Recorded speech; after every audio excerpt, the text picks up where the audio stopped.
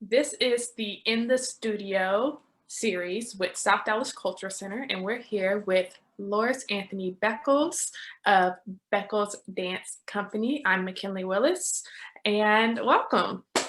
Thank you. Thank you so much. Yeah. How you So doing today? I'm doing wonderfully. Hmm. I got my little workout in before we got here, so Oh, what I'm check ready. it out. Let's go. All right. Okay. So I guess let's start out. You just tell me about yourself. Well, first, let me just say a little word about our relationship and how we Hmm. knew each other. Yeah. Yeah. Um, I think we were introduced. I didn't really get to know you until Mm-mm. about my high school years, and that's when Yeah. I was kind of introduced to you The through. the South Dallas Dance Festival Yes. had a scholarship through the Dance Council, Hmm. and you got a scholarship that one year. I don't remember what year, and you were Yeah. the recipient. And I think that's the first time I saw you. I knew you, and then became more familiar with you, and you joined Dallas Black Dance Theater. Right. Right. Right. So yeah. Yeah, and it's been beautiful watching because I've had students go then who are still working with you Hmm. through your company, and it's kind of strange. Or I guess it's not strange. It's just interesting seeing how roles evolve Hmm. throughout the dance Hmm. world. Because I have Yeah. teachers who are now my colleagues and friends and bosses and stuff like that. So it's been really interesting and beautiful watching a lot of your dancers Mm. grow. Same here. Hmm. Right. So tell us a little bit about. Let's go back to the beginning. No, I'm Hmm. kidding. Let's go. Which one of those beginnings? Right. Well, I can tell you about my beginning at the South Dallas Cultural Center. Okay. Um, I started there. Well, I shouldn't. I should start at the beginning of the company. It was formed by Andre George, who was with Dallas Black Dance Theater at the time, in 1985. By 1995, by 96, he passed. And there was this company that he'd formed. So I said, well, I came to Dallas to be with Andre, so I'll just do it. It was called Nova, a dancers company. Mhm. After he died, I changed the name to Nova Dancing Company because I liked the verb in their dancing. And when I was 50, I named it after myself, Beckles Dancing Company. We're now 25 years old since that began. Wow. Um, couple of years after it started, I was looking for a space, and Vicky Meek was the director of the South Dallas Cultural Center. I went to it was called the Office of Cultural Affairs then. And I went there speaking with Ron Jesse and the cultural programs coordinator. And he said, well, check out this woman, gave me her number and so on and so forth. And so for 19 years, I was there. And when she retired, I was like, but I see Vicky everywhere. Vicky's part of the walls. So I've been at the Cultural Center 19 years.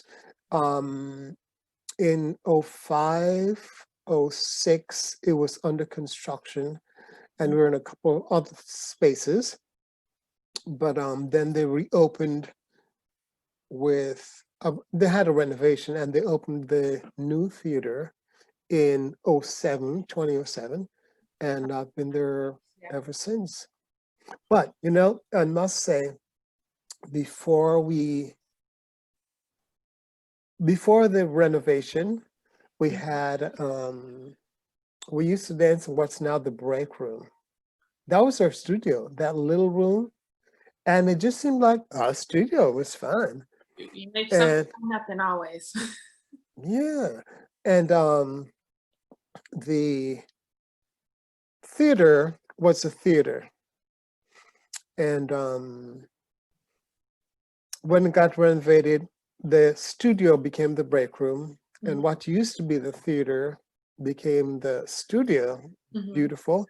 And they built adjacent, right next to it, same word, theater for, I think it seats 100, a black box theater. And those are our main seasons there. Our main seasons are there. We do some other things here and there. Yeah. Wow, I really appreciate that, you walking me through that because I've only known it as this is Right. what it is now, and the Right. Black Box Theater is beautiful. I've seen, a few of your shows there. I've seen, Terrence M. Johnson. I've seen his work Mm-hmm. there, Michelle Gibson when she did her Right. one show. Right.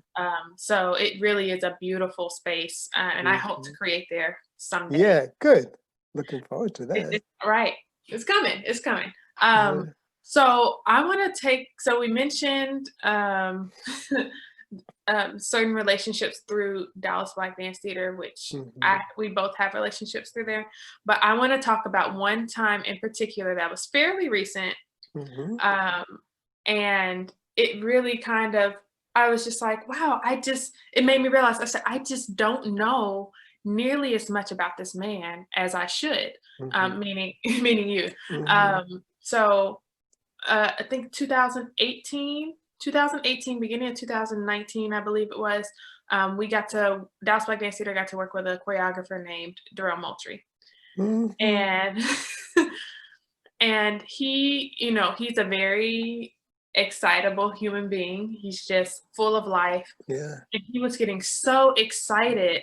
He was like, guys, y'all have to meet my teacher. Like this teacher, he taught me Mm-hmm. X, Y, Z. He just kept going on, and he lives in Dallas and blah, blah, blah.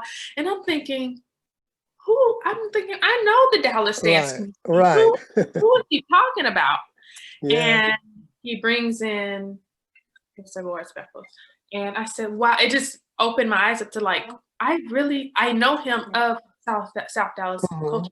I don't know nearly enough Mm-hmm. about you. So could you, you don't necessarily have to talk about your relationship with him in particular, but it just made me more curious about who you were before Mm-hmm.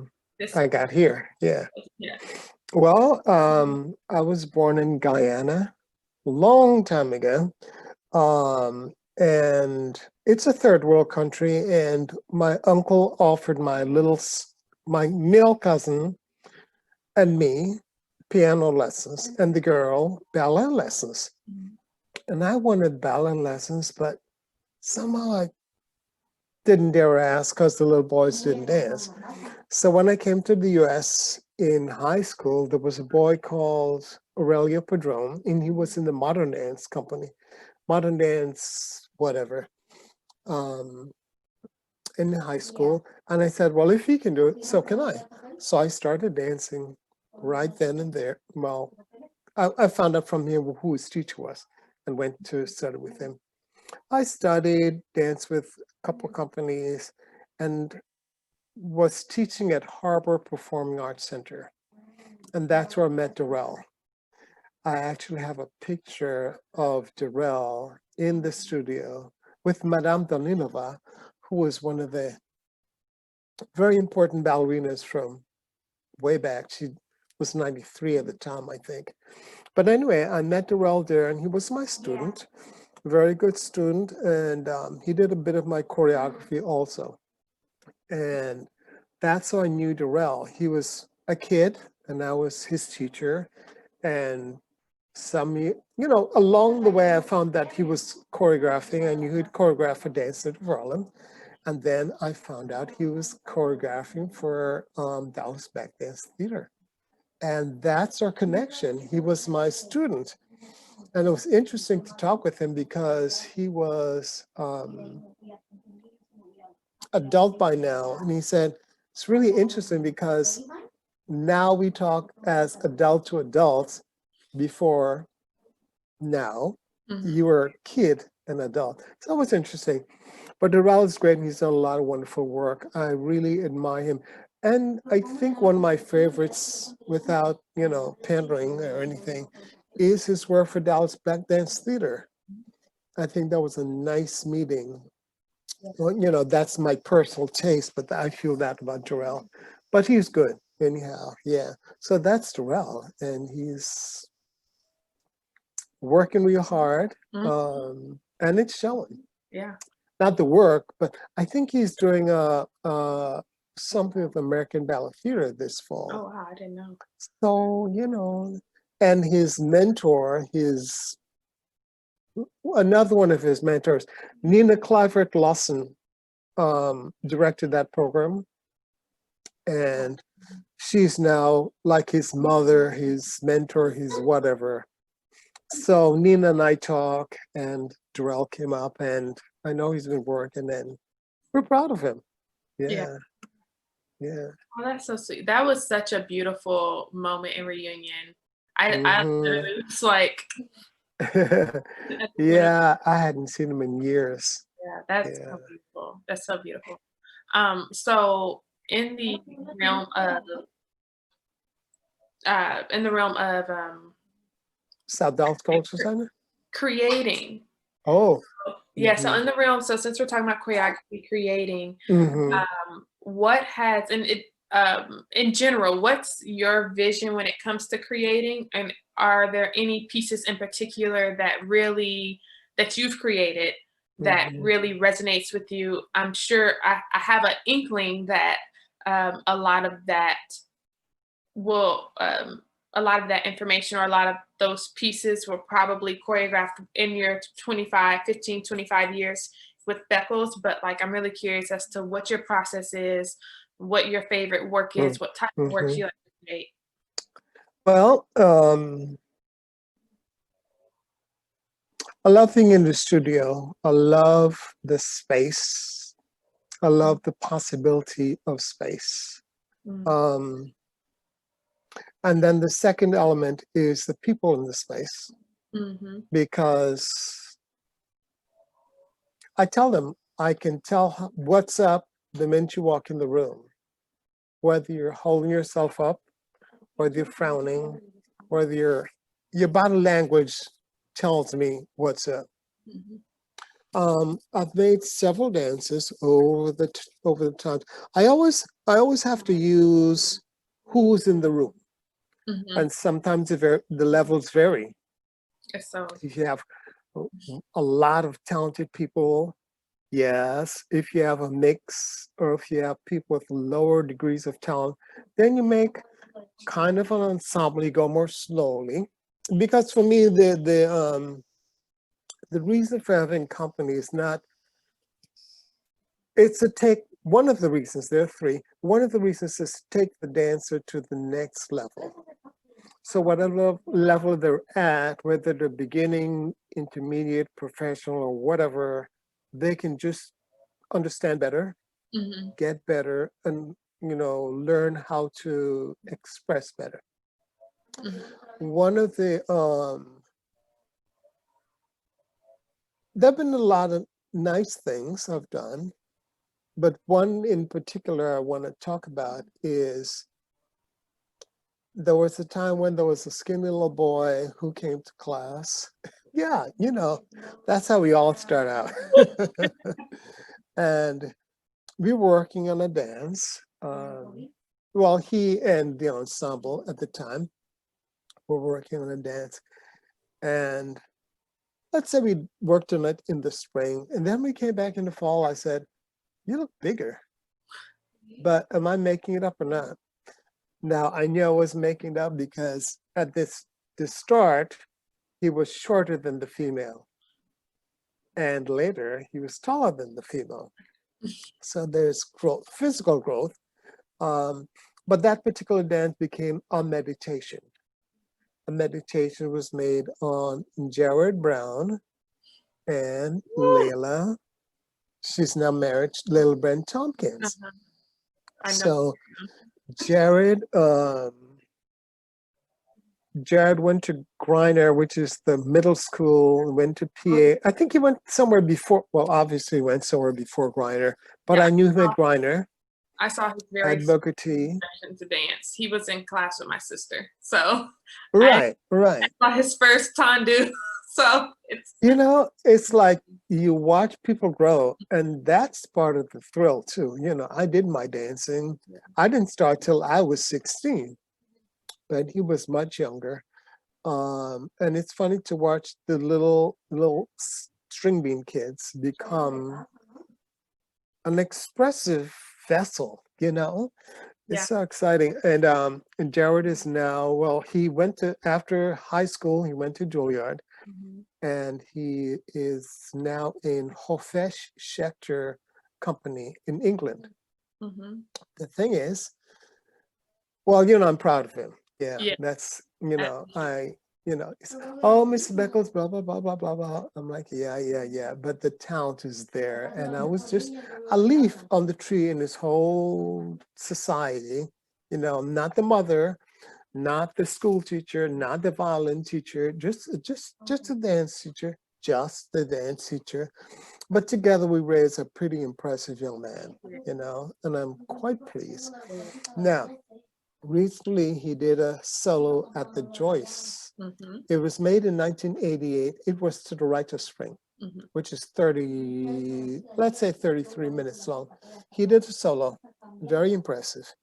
But I, not but, I had also made the Rite of Spring twice. Once in the little room at the Cultural Center, which Okay. was what's a break room now, used to be our studio. Mhm.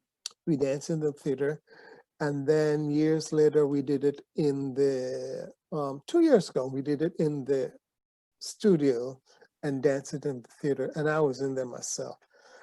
My last performance, hopefully, you know, not because I don't want to be around anymore, but Mhm. yeah, I don't need to be on stage Yeah. anymore. You know, I like to watch people grow. Yeah. um, but Jared was dancing a solo that was made to the Rite of Spring. So it's very interesting, like you were saying, how things link together. You know, there's the Jared dancing, that soul. He was not in my Rite of Spring just because of school or before or after. I don't remember the years. But yeah, he was we did Rite of Spring, and then Jared did Rite of Spring solo. It was just wonderful. Um, yeah. And I've been there a long time. I've Yeah. been there a long time. I've seen directors. Now, I must say about John, he's been the longest. To me, he's fairly new. Mhm. John Spriggins, the managing director, I believe it's called. Um, he well, he's a great supporter of mine. And I found that at the moment, he's the longest standing director, because Vicky was the longest for a while. Mhm. Then it was a temporary, and then Harold Stewart, and then John, or something like that. Anyway, it's John. And with John came this person, that person, and da da da da da. So John's like now the stable entity in the culture center. Yeah, Love. because I think everybody else is new, except for a maintenance guy, Oscar. I knew Oscar. Well, I think we began pretty much together Oh, wow. there. So we have a long history, and the space it's right outside of Fair Park. Yes. But the people that go to Fair Park have a different mindset. Who go to the state fair are a mindset, and the people that live in the neighborhood are not particularly interested. And that's what we want to do: try and get in what's happening in the center. And that's what we're trying to do, to get the people around to be interested also, because we are a service. We are a service to them. You Mhm. know, the summer program is good, but what happens on different seasons? You know, that is such a, I feel like that question in and of itself is such a puzzle, not just in regard to South Dallas Culture Center, but any arts organization who's trying to Hmm. get the community more involved Yeah, yeah. and open to experiencing what Hmm. we have to offer. Um, yeah, I feel like that's a puzzle that keeps needing to be changed and like I feel like we Yeah, still haven't quite figured it out. I think we're right. getting there, but Yeah, um, yeah, yeah, that's a yeah, good. yeah. I feel like we need like some uh, like brainstorm sessions with just Hmm. art, because I love working with different artists of different art mediums. Hmm. And they typically, especially my friends, they typically will tell me the truth whether I want to hear it or not. Hmm. So Yeah. I think that's an idea that can be pushed at some Mhm, point soon. Speaking of mhm. which, of artists of different arts mediums, do you have any involvement in any other art mediums that you either have dabbled in, or would like to dabble in more, or would like to incorporate into Beckles Dance Company? The short answer is no. Because dancing for me, is everything. I'm Yeah. serious. I do love music, and it informs a lot of what I do. And most recently, we did something because of the pandemic. I was forced to rehearse on Zoom. It was the face you said on You Zoom. know, I know. I, I'm like, I'm used to being like sculpturing. How do you sculpt on Zoom? I'm used to sculpting dancers. Hmm. So it was weird, just different material. Anyway, we worked, I got some music from the composer. He used to live in Dallas. And a couple of years ago, he said, oh, I want to do something else with you. I'd like to do it again. The opportunity came up for us to show something earlier this month. It was Tiba, but first we rehearsed a couple of dancers and I virtually, you know, and then we had one rehearsal in person to person in the studio that's social distance and clean and wear your mask and all that. And then we did the performance on Saturday. So that was Tiba. Um, I am interested in collaborating, but I haven't found the right collaborator Mm. yet. So it's Mhm. one of those things where you know it when you see it, or you know it when you hear it, or do you have like a specific vision for who or what you would like to collaborate with? Well, first it's the dancers. The dancers have to be seen. Got So light is important. A lighting designer has to make his or her magic and at the same time allow the dancers to be seen. it. Hmm. Um, music, I have a very strange relationship with music. I love it, but I know that it's a different medium. Dance is movement and music is sound, and they play together in different ways. Some dances are made to an idea, Hmm. some to a rhythm, some in memoriam. For different reasons, we make dances. And I have done a bunch of different things, had an idea, it's got to sound like this. But in terms of collaboration, I like the one we did with Frank because he made some music and the dancers did not hear it.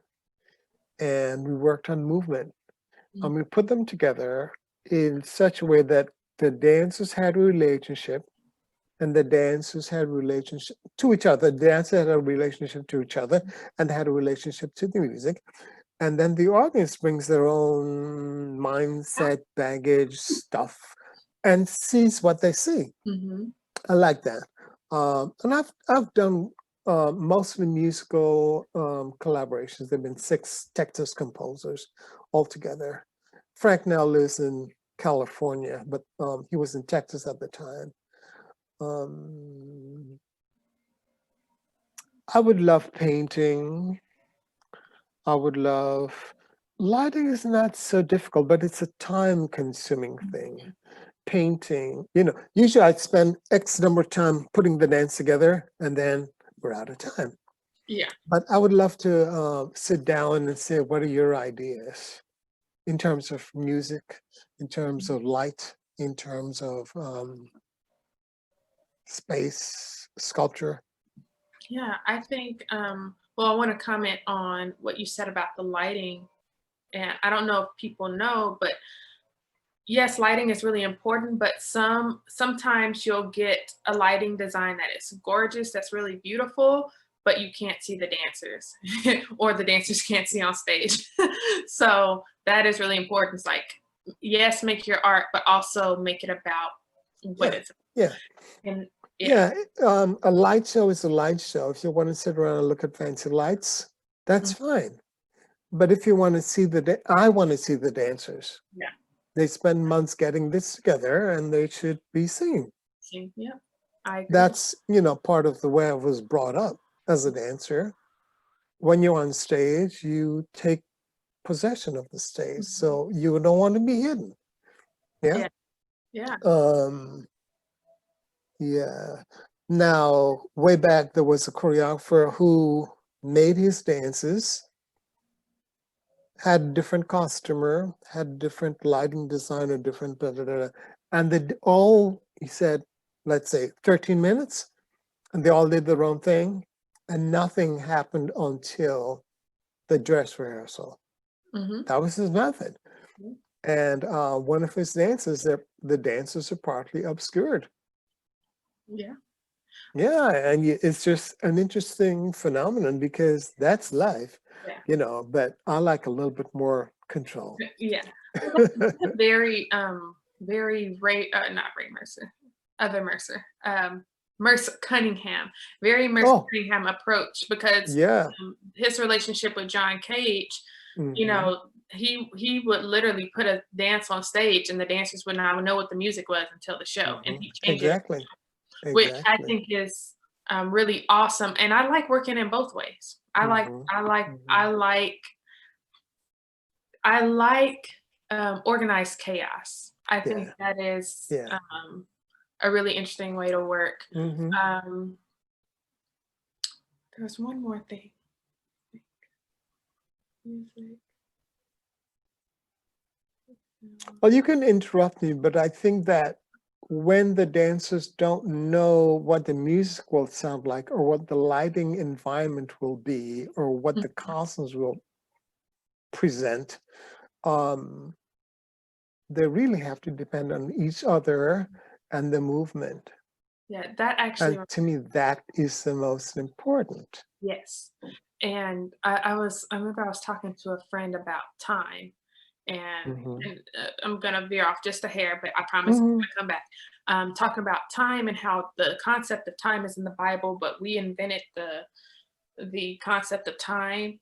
But I think when it was referred to in the Bible, they're talking about in relationship to someone or something. It's like Hmm. same thing when you're on the stage with people.